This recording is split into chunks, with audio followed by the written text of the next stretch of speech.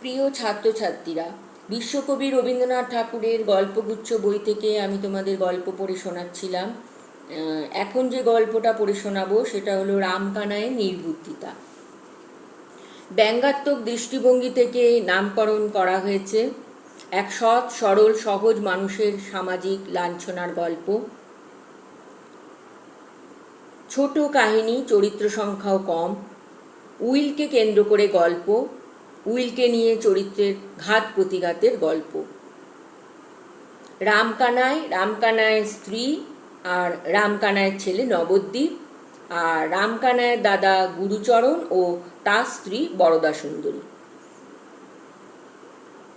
গুরুচরণের যখন মৃত্যু আসন্ন তখন গুরুচরণ উইল করে গেল, এবং তার তো তখন লেখার ক্ষমতা ছিল না। সে তার ভাইকে বলল যে তার উইলটা লিখে দিতে। ভাই লিখতে বসলো এবং গুরুচরণ অপুত্রক ছিল। তো রামকানাই ভেবেছিল যে গুরুচরণ তো তার সম্পত্তি ভাইপোকেই দিয়ে যাবে, অর্থাৎ রামকানাইয়ের ছেলেই পাবে। কিন্তু গুরুচরণ যখন বলল যে তার মৃত্যুর পরে তার সমস্ত সম্পত্তি তার স্ত্রী বরদা সুন্দরী পাবে, তখন রামকানাইয়ের একটু হাত কাঁপল, কারণ সে জানতো যে তার ছেলেই পাবে। কিন্তু রামকানাই কোনো প্রতিবাদ করলো না। দাদা যা বলল রামকানাই লিখে দিল, এবং গুরুচরণ সেটা তার পড়ে দেখারও আর ক্ষমতা তখন ছিল না। সে কাঁপা কাঁপা হাতে সই করে দিল। রামকানাইয়ের স্ত্রী একথা জানার পরে খুব রেগে গেল, কারণ সে ধরেই রেখেছিল যে তার ছেলেই তার জ্যাঠামশায়ের সম্পত্তির মালিক হবে, এবং সেই জন্য তার স্ত্রী তার ছেলেকে চাকরিও করতে দেয়নি এবং তার খুব তাড়াতাড়ি বিয়ে দিয়ে দিয়েছিল। তো রামকানাইয়ের স্ত্রী এবং রামকানাইয়ের ছেলে নবদ্বীপ ভীষণ রেগে গেল, কারণ তারা ছিল স্বার্থপর, ছিল তারা লোভী ছিল। এবং তারা কি করলো, কৌশলে রামকানাইকে কাশি পাঠিয়ে দিল, কারণ তাদের একটা মতলব ছিল যে উইলটা জাল করবে, রামকানাই থাকলে তো হবে না। এবং রামকানাই কাশি চলে যাবার পরে নবদ্বীপ সেই উইলটাকে জাল করলো, এবং যথাসময়ে মামলা হলো। বরদা সুন্দরী মামলা করল। রামকানাই যখন ফিরে এসে সব জানতে পারল তখন সে খুব ক্ষুণ্ণ হলো, কিন্তু সে কোনো প্রতিবাদ করলো না, কারণ জানে যে প্রতিবাদ করে লাভ নেই। তার স্ত্রী তো এমনি রেগে আছে তার ওপর, তার স্ত্রী ছেলে, কিছুই লাভ হবে না প্রতিবাদ করে। তারপর যখন মামলা চলাকালীন রামকানাই যখন সাক্ষ্য দিতে উঠল, সবাই ভাবলো যে সে কি আর তার ছেলের বিরুদ্ধে যাবে, সে মিথ্যাই বলবে। কিন্তু রামকানাই ছিল অত্যন্ত সৎ মানুষ, সে মিথ্যা বলতে পারল না। সে সত্য কথাই বলে দিল যে সে নিজে সেই উইল সে লিখেছে, এবং তার দাদা তার স্ত্রী বরদা সুন্দরীকেই সম্পত্তি দিয়ে গেছে, তার ছেলে অন্যায় করেছে, সেই উইল জাল করেছে। তো তার ছেলের তো শাস্তি হলো, এবং সবাই রামকানাইকে নির্বোধ বলতে লাগলো, কারণ তার কাছে সুযোগ ছিল, সে কিন্তু তার সমস্ত সম্পত্তি তার ছেলের নামে করে নিতে পারত, কিন্তু সে নির্বোধের মতো কাজ করলো, সে তা করেনি। এবং এই টানাপোড়েনে রামকানাই অসুস্থ হয়ে গেল, এবং ছেলের পরিণাম দেখেও সে অসুস্থ হয়ে গেল, এবং প্রচণ্ড তার জ্বর এলো, এবং প্রলাপ বকতে লাগলো, এবং মৃত্যুর আগে তার ছেলে নবদ্বীপের নাম উচ্চারণ করতে করতেই সে মরে গেল। এবং অনেকেই বলতে লাগলো যে যদি আগেই সে মরে যেত তাহলে ভালো হতো, তার ছেলে বেঁচে যেত। তাহলে এবার গল্পটা পড়ব, এবং গল্পটা পড়লে তোমরা বুঝতে পারবে যে রামকানাইকে সত্যিই কি নির্বোধ বলা যায়। তাহলে শুরু করছি। রামকানাইয়ের নির্বুদ্ধিতা। যাহারা বলে গুরুচরণের মৃত্যুকালে তাহার দ্বিতীয় পক্ষের সংসারটি অন্তঃপুরে বসিয়া তাস খেলিতেছিল, তাহারা বিশ্বনিন্দুক, তাহারা তিলকে তাল করিয়া তোলে। আসলে গৃহিণী তখন এক পায়ের ওপর বসিয়া দ্বিতীয় পায়ের হাঁটু চিবুক পর্যন্ত উত্থিত করিয়া কাঁচা তেঁতুল, কাঁচা লঙ্কা এবং চিংড়ি মাছের ঝাল চচ্চড়ি দিয়া অত্যন্ত মনোযোগের সহিত পান্তা ভাত খাইতেছিলেন। বাহির হইতে যখন ডাক পড়িল তখন স্তূপাকৃতি চর্বিত ডাটা এবং নিঃশেষিত অন্নপাত্রটি ফেলিয়া গম্ভীর মুখে কহিলেন, দুটো পান্তা ভাত যে মুখে দেব তারও সময় পাওয়া যায় না। এদিকে ডাক্তার যখন জবাব দেয়া গেল তখন গুরুচরণের ভাই রামকানাই রোগীর পার্শ্বে বসিয়া ধীরে ধীরে কহিলেন, দাদা, যদি তোমার উইল করিবার ইচ্ছা থাকে তো বলো। গুরুচরণ ক্ষীণস্বরে বলিলেন, আমি বলি, তুমি লিখিয়া লাও। রামকানাই কাগজ কলম লইয়া প্রস্তুত হইলেন। গুরুচরণ বলিয়া গেলেন, আমার স্থাবর অস্থাবর সমস্ত বিষয় সম্পত্তি আমার ধর্মপত্নী শ্রীমতী বরদা সুন্দরীকে দান করিলাম। রামকানাই লিখিলেন, কিন্তু লিখতে তাহার কলম সরিতেছিল না। তাহার বড় আশা ছিল তাহার একমাত্র পুত্র নবদ্বীপ অপুত্রক জ্যাঠামশায় সমস্ত বিষয় সম্পত্তির অধিকারী হইবে। যদিও দুই ভাইয়ে পৃথগণ্য ছিলেন, তথাপি এই আশায় নবদ্বীপের মা নবদ্বীপকে কিছুতেই চাকরি করিতে দেন নাই এবং সকাল সকাল বিবাহ দিয়াছিলেন, এবং শত্রুর মুখে ভস্য নিক্ষেপ করিয়া বিবাহ সফল হয় নাই, এই বিবাহ নিষ্ফল হয় নাই। কিন্তু তথাপি রামকানাই লিখিলেন এবং সই করিবার জন্য কলমটা দাদার হাতে দিলেন। গুরুচরণ নির্জীব হস্তে যাহা সই করিলেন তার কতগুলো কম্পিত বক্ররেখা কি তাহার নাম বুঝা দুঃসাধ্য। গুরুচরণের তখন অবস্থা গুরুতর, তার লেখার কোনো ক্ষমতাই নেই, কিন্তু কাঁপা কাঁপা হাতে সই করল, সইটা ঠিক বোঝাও গেল না। আর রামকানাইয়েরও হাত কাঁপছিল লিখতে, কিন্তু রামকানাই তবুও তার, কারণ সে আশা করেছিল যে তার ছেলেই অপুত্রক জ্যাঠামশায় সম্পত্তি পাবে, কিন্তু রামকানাই অত্যন্ত সৎ ছিল, তাই দাদা যা বলল রামকানাই কিন্তু তাই লিখল অনিচ্ছা সত্ত্বেও। পান্তা ভাত খাইয়া যখন স্ত্রী আসিলেন তখন গুরুচরণের বাক্রোধ হইয়াছে দেখিয়া স্ত্রী কাঁদিতে লাগিলেন। যাহারা অনেক আশা করিয়া বিষয় হইতে বঞ্চিত হইয়াছে তাহারা বলিল মায়া কান্না, কিন্তু সেটা বিশ্বাসযোগ্য নয়। উইলের বৃত্তান্ত শুনিয়া নবদ্বীপের মা ছুটিয়া আসিয়া বিষম গোল বাঁধাইয়া দিল, বলিল, মরণকালে বুদ্ধি নাশ হয়, এমন সোনার চাঁদ ভাইপো থাকিতে। রামকানাই যদিও স্ত্রীকে অত্যন্ত শ্রদ্ধা করতেন, এত অধিক যে তাহাকে ভাষান্তরে ভয় বলা যাইতে পারে, কিন্তু তিনি থাকিতে পারিলেন না। ছুটিয়া আসিয়া বলিলেন, মেজবউ, তোমার তো বুদ্ধিনাশের সময় হয় নাই, তবে তোমার এমন ব্যবহার কেন? দাদা গেলেন, এখন আমি তো রইয়া গেলাম। তোমার যা কিছু বক্তব্য আছে অবসর মতো আমাকে বলিও, এখন ঠিক সময় নয়। তো রামকানাই দাদাকে ভালোবাসত, শ্রদ্ধাও করত। সেই দাদা সদ্য মারা গেছে এবং তার নামে তার স্ত্রী কটু কথা বলছে, রামকানাই কিন্তু এটা পছন্দ হলো না। নবদ্বীপ সংবাদ পাইয়া যখন আসিল তখন তাহার জ্যাঠামশায়ের কাল হইয়াছে। নবদ্বীপ মৃত ব্যক্তিকে শাসাইয়া কহিল, দেখিব মুখাগ্নি কে করে, এবং শ্রাদ্ধ শান্তি যদি করি তো আমার নাম নবদ্বীপ নয়। নবদ্বীপ ভেবেছিল যে সেই সম্পত্তি পাবে, কিন্তু যখন পেল না তখন সে রেগে গেল। আর যেহেতু গুরুচরণের কোনো পুত্র ছিল না, নবদ্বীপকেই তো মুখাগ্নি করতে হতো, তাই নবদ্বীপ মৃত গুরুচরণকে শাসাতে লাগলো। গুরুচরণ লোকটা কিছুই মানিত না। সে ডব সাহেবের ছাত্র ছিল। শাস্ত্রমতে যেটা সর্বাপেক্ষা অখাদ্য সেইটাতে তার বিশেষ পরিতৃপ্তি ছিল। লোকে যদি তাহাকে খ্রিস্টান বলিত সে জিভ কাটিয়া বলিত, রাম, আমি যদি খ্রিস্টান হইত গোমাংস খাই। জীবিত অবস্থায় যাহার এই দশা, সদ্যমৃত অবস্থায় সে যে পিণ্ডনাশ আশঙ্কায় কিছুমাত্র বিচলিত হইবে এমন সম্ভাবনা নাই। কিন্তু উপস্থিত মতো ইহা ছাড়া আর কোনো প্রতিশোধের পথ ছিল না। নবদ্বীপ একটা সান্ত্বনা পাইল যে লোকটা পরকালে গিয়া মরিয়া থাকিবে। যতদিন ইহলোকে থাকা যায় জ্যাঠামশায় বিষয় না পাইলেও কোনো ক্রমে পেট চলিয়া যায়, কিন্তু জ্যাঠামশায় যে লোকে গেলেন সেখানে ভিক্ষা করিয়া পিণ্ড মেলে না, বাঁচিয়া থাকিবার অনেক সুবিধা আছে। রামকানাই বরদা সুন্দরীর নিকট গিয়া বলিলেন, বউ ঠাকুরানী, দাদা তোমাকে সমস্ত বিষয় সম্পত্তি দিয়া গিয়াছেন, এই তাহার উইল, লোহার সিন্ধুকে যত্নপূর্বক রাখিয়া দিও। বিধবা তখন মুখে মুখে দীর্ঘ পদ রচনা করিয়া উচ্চস্বরে বিলাপ করিতেছিলেন। দুই চারিজন দাসীও তাহার সহিত স্বর মিলাইয়া মধ্যে মধ্যে দুই চারিটা নতুন শব্দ যোজনাপূর্বক শোকসঙ্গীতের সমস্ত পল্লীর তন্দ্রা দূর করিতেছিল। মাঝ হইতে এই কাগজখণ্ড আসিয়া এক প্রকার লয়ভঙ্গ হইয়া গেল এবং ভাবেরও পূর্বাপর যোগ রহিল না। ব্যাপারটা নিম্নলিখিত মতে অসংলগ্ন আকার ধারণ করিল। ওগো, আমার কি সর্বনাশ হলো গো, কি সর্বনাশ হলো! আচ্ছা ঠাকুরপো, লেখাটা কার? তোমার বুঝি? ওগো, তেমন যত্ন করে আমাকে কে আর দেখবে? আমার দিকে কে মুখ তুলে চাইবে গো? তোরা এতটুকু থাম, মেলা চাচাস নে, কথাটা শুনতে দে গো। আমি কেন আগে গেলুম না গো? আমি কেন বেঁচে রইলুম? রামকানাই মনে মনে নিঃশ্বাস ফেলিয়া বলিলেন, সে আমাদের কপালের দোষ। তাহলে বরদা সুন্দরী বিলাপ করতে লাগলো যে সে যদি আগে চলে যেত ভালো হতো। তো রামকানাই মনে মনে বলতে লাগলেন যে কপালের দোষ, তাহলে বরদা সুন্দরী যদি আগে চলে যেত তাহলে গুরুচরণ পরে মারা গেলে সম্পত্তি নবদ্বীপই পেত, কিন্তু যেহেতু গুরুচরণ আগে গেছে, বরদা সুন্দরী রয়েছে, তাই গুরুচরণ তার সম্পত্তি তার স্ত্রীকেই দিয়ে গেছে। বাড়ি ফিরিয়া গিয়া নবদ্বীপের মা রামকানাইকে লইয়া পড়িলেন।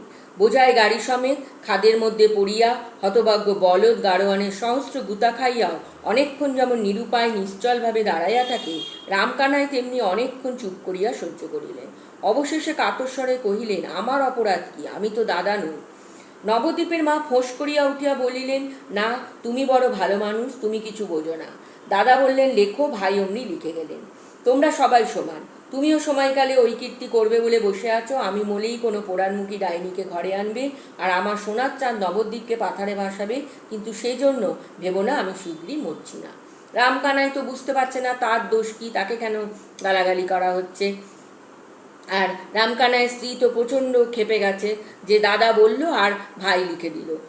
সেই সময় সে নবদ্বীপের নাম লিখলে কিছুই হতো না, গুরুচরণ তো জানতেও পারতো না, কিন্তু রামকানাই তা করেনি, সেই জন্য সে গাল খাচ্ছে। এইরূপে রামকানাইয়ের ভাবী অত্যাচার আলোচনা করিয়া গৃহিণী উত্তরোত্তর অধিকতর অসহিষ্ণু হইয়া উঠিতে লাগিলেন। রামকানাই নিশ্চয়ই জানিতেন, যদি এই সকল উৎকট কাল্পনিক আশঙ্কা নিবারণ উদ্দেশ্যে ইহার তিলমাত্র প্রতিবাদ করেন তবে হিতে বিপরীত হইবে। এই ভয়ে অপরাধীর মতো চুপ করিয়া রইলেন, যেন কাজটা করিয়া ফেলিয়াছেন, যেন তিনি সোনার নবদ্বীপকে বিষয় হইতে বঞ্চিত করিয়া তার ভাবী দ্বিতীয় পক্ষকে সমস্ত লিখিয়া দিয়া মরিয়া বসিয়া আছেন। এখন অপরাধ না স্বীকার করিয়া কোনো গতি নেই। তাহলে গতি নাই। তাহলে রামসুন্দর রামকানাই দেখলেন যে এখন তো প্রতিবাদ করে আর কোনো লাভ নেই, কারণ রামকানাই তার স্ত্রী এবং নবদ্বীপ দুজনেই এখন খাপ্পা হয়ে আছে। ইতিমধ্যে নবদ্বীপ তাহার বুদ্ধিমান বন্ধুদের সহিত অনেক পরামর্শ করিয়া মাকে আসিয়া বলিল, কোনো ভাবনা নাই, এ বিষয়ে আমিই পাইব। কিছুদিনের মতো বাবাকে এখান হইতে স্থানান্তরিত করা চায়। তিনি থাকিলে সমস্ত ভণ্ডু লইয়া যাইবে। নবদ্বীপের বাবার বুদ্ধিশক্তির প্রতি নবদ্বীপের মার কিছুমাত্র শ্রদ্ধা ছিল না, সুতরাং কথাটা তারও যুক্তিযুক্ত মনে হইল। অবশেষে মার তাড়নায় এই নিতান্ত অনাবশ্যক নির্বোধ কর্মনাশা বাবা একটা যেমন তেমন ছল করিয়া কিছুদিনের মতো কাশীতে গিয়া আশ্রয় লইলেন। অল্প দিনের মধ্যে বরদা সুন্দরী এবং নবদ্বীপ চন্দ্র পরস্পরের নামে উইল জালের অভিযোগ করিয়া আদালতে গিয়া উপস্থিত হইল। নবদ্বীপ তাহার নিজের নামে যে উইলখানি বাহির করিয়াছে তাহার নাম সই দেখিলে গুরুচরণের হস্তাক্ষর স্পষ্ট প্রমাণ হয়। উইলের দু একজন নিঃস্বার্থ সাক্ষীও পাওয়া গিয়াছে। বরদা সুন্দরীর পক্ষে নবদ্বীপের বাপ একমাত্র সাক্ষী এবং সহি কাহারও বুঝিবার সাধ্য নাই। তাহারা গৃহপোষ্য একটি মামাতো ভাই ছিল, সে বলিল, দিদি তোমার ভাবনা নাই, আমি সাক্ষ্য দিব এবং আরও সাক্ষ্য জুটাইব। ব্যাপারটা যখন সম্পূর্ণ পাকিয়া উঠিল তখন নবদ্বীপের মা নবদ্বীপের বাপকে কাশী হইতে ডাকিয়া পাঠিলেন। অনুগত ভদ্রলোকটি ব্যাগ ও ছাতা হাতে যথাসময়ে আসিয়া উপস্থিত হইলেন। এমনকি কিঞ্চিত রসালাপ করিবারও চেষ্টা করিলেন। জোর হস্তে সহাস্যে বলিলেন, গোলাম হাজির, এখন মহারানীর কি অনুমতি হয়?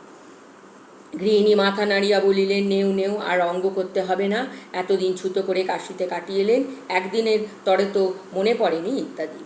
এইরূপে উভয় পক্ষে অনেকক্ষণ ধরিয়া পরস্পরের নামে আদরের অভিযোগ আনিতে লাগিলেন। অবশেষে নালিশ ব্যক্তিকে ছাড়িয়া জাতিতে গিয়া পৌঁছিল। নবদ্বীপের মা পুরুষের ভালোবাসার সহিত মুসলমানের মুরগি বাৎসল্যের তুলনা করিলেন। নবদ্বীপের বাপ বলিলেন, রমণীর মুখে মধু, হৃদয়ে ক্ষুর, যদিও এই মৌখিক মধুরতার পরিচয় নবদ্বীপের বাপ কবে পাইলেন বলা শক্ত। ইতিমধ্যে রামকানাই সহসা আদালত হইতে এক সাক্ষীর সপিনা পাইলেন। অবাক হইয়া যখন তাহার মর্মগ্রহণের চেষ্টা করিতেছেন তখন নবদ্বীপের মা আসিয়া কাঁদিয়া ভাসাইয়া দিলেন।